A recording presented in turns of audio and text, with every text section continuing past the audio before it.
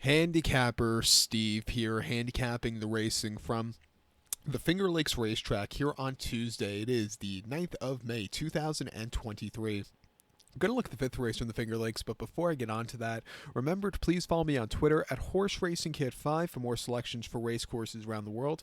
And remember, join me this week in England, starting tomorrow, Wednesday to Friday. They have the Chester Festival, the May Festival there, which is a very good, race festival where you'll see some nice prices. So join me for that. So early in the year when I get my new calendar, there's a few weeks I mark, and this is one of the weeks I mark because it's always a fun week. The next 2 weeks are, the next 10 days you have some very good racing all across the world, ending with the Preakness. So just join me here on YouTube because it's going to be fun this week. And of course you have the Manor at Belmont. Join me for that. The Lingfield Derby Trial in the UK, the French 2000, 1000 Guineas. It's a good week, but we have to get through this fifth race first in the Finger Lakes, which is an allowance race.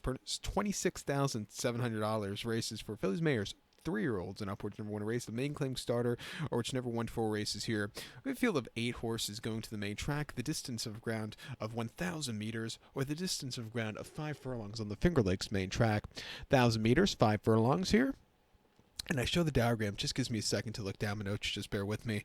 My top selection, I'm going to go take the number 7 horse here, Amaze Zing Dati. I'm going to go 7514 in the superfecta. 7514 super. Top selection 7 horse Amazing Dati. 4-year-old followed by Big Brown. Chris Englehart trains. Gets Robert Davila Jr. up in the saddle. The horses, or John Davila Jr., excuse me. The horse's most recent outing came the 25th of April. Finger Lakes. 4.5 furlongs in the allowance race, 25,000. And the horse won by 2 lengths that day. And he stalked that day. He got the lead. He quickened up. Came home with the 63 buyer, which is a very good race, coming to the dirt for the first time ever. Back to dirt, going to be forwardly paced, or doesn't have to be forwardly paced. I think there's a lot of speed. Come from a tracking trip, getting extra furlongs, second off the bench. I think he could jump the buyer points to win here again. 2 back, he ran at Woodbine, 7 furlongs and a claiming 23,000.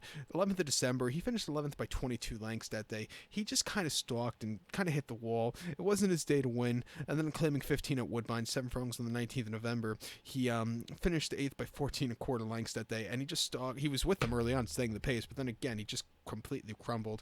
Wasn't his day to win there. And then in claiming 15 at Woodbine over the 6, he finished 2nd by 8 lengths that day. He just stalked. The winner really took off clear. He just wasn't getting there. He won once last year, twice last year.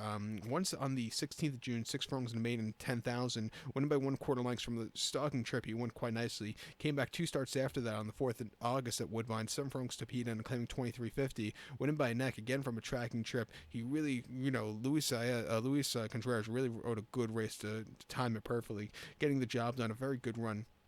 Doesn't need the lead here, getting some clash relief from some of those Woodbine races. I think he's loaded. The 5 horse No Chalk, I think, is your second likeliest winner. Most recently, Mahoning off the bench in the allowance race, 27,000. He finished 3rd by 1/2 lengths that day. He was a little bit wide, but needed that extra turn of foot. I didn't think it was a half bad race. Prior to that run at the Spa, Saratoga, 7 furlongs in a state bred optional 45, where he finished 5th by 17.5 lengths that day. He was facing very tough horses, and he just kind of hit the wall there. And then back here at the Finger Lakes in the allowance race in August, over the 6, he won by 4. Not the best beginnings, but he slowly moved his way up. When he got the lead, he took off clear, 64 buyer. Nothing bad at all about that race. Coming here, back to Finger Lakes, where he likes running. He's run his highest, and some of his highest buyer speed figures here.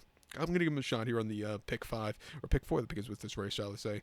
But to recap my selection for the 5th from the Finger Lakes, let's take the 7 horse Amazing Dati. Give kudos to the 5 horse No Chalk. 7514 super. 7-5 in your multi-race. So good luck to all, and please follow me on Twitter at Horse Racing Kid 5. Good luck, everybody.